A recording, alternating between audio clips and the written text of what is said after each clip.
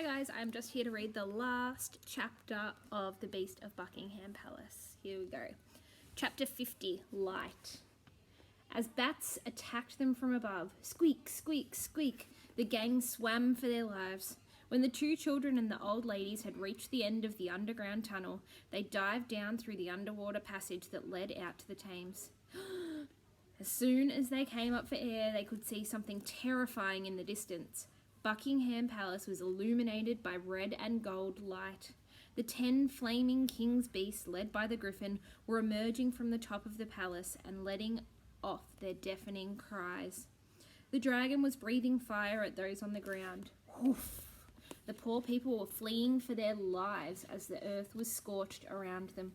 The Lord Protector's airship descended through the clouds and began blasting the revolutionaries as they fled. Zap, zap, zap! Boom, boom, boom.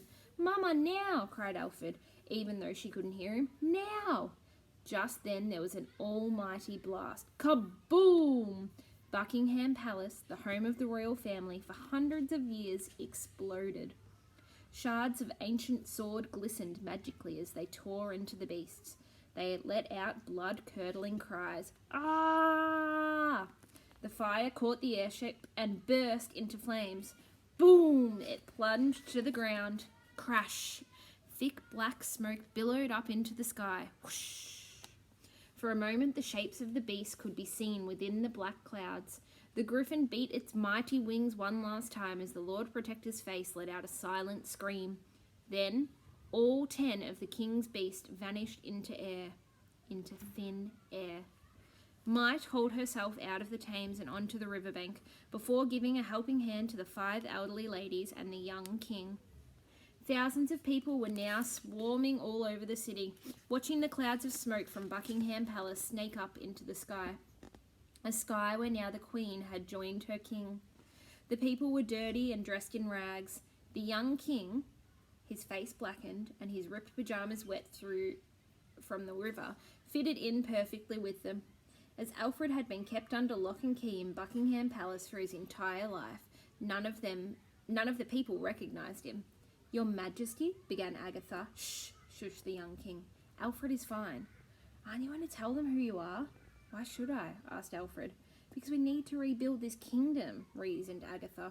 Yes, and all we need is to do it together.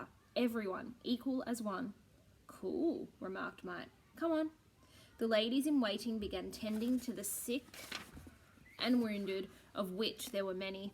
Meanwhile, Alfred took Might's hand, and together they clambered over the rubble that was London. They headed towards what was left of Buckingham Palace.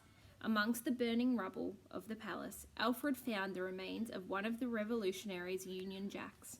The flag was blackened and burned, but still a powerful symbol of a once great nation.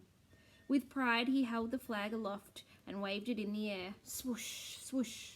The people stopped and listened to what this 12-year-old boy had to say. This great nation belongs to us all, he began. Every single one of us, every man, every woman, every child.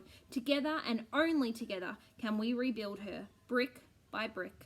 Hooray, cheered the crowd.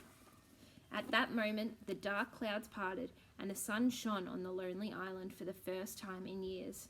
What is that? Asked Might, squinting up at the sky. Light, said the boy with a smile. At last, light. The end. I hope you enjoyed it and look out for our next novel, which starts on Monday. Bye.